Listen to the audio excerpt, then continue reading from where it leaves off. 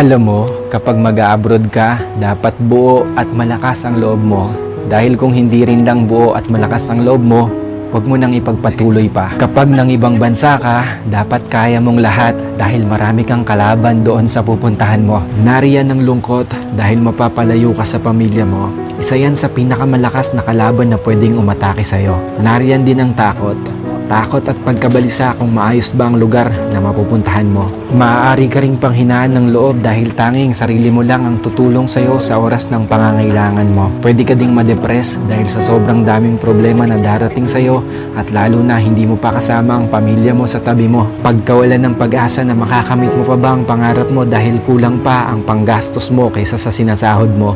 At marami pang iba. Ilan lang yan sa maaari mong maranasan kapag nang ibang bansa ka. Pero dapat kapag nag-abroad ka, kaya mong magtiis at magsakripisyo para sa pangarap mo. Kaya mong indahin ang lahat ng lungkot para sa pamilya mo. Kaya mong kainin ang pride mo kahit na alam mong iba ang trabaho na madadatnan mo sa pupuntahan mo. Kaya mong magtiyaga ng matagal na panahon para sa mga minamahal mo. At kaya mo dapat makibagay lalo na't iba't ibang klase ng tao at nasyonalidad ang makakasalamuha mo. Kapag nag-abroad ka, lahat ng feelings ay mararamdaman mo. Minsan nga tutulo na lang yung luha mo nang hindi mo namamalayan. Pero isipin mo na pansamantala lang ito.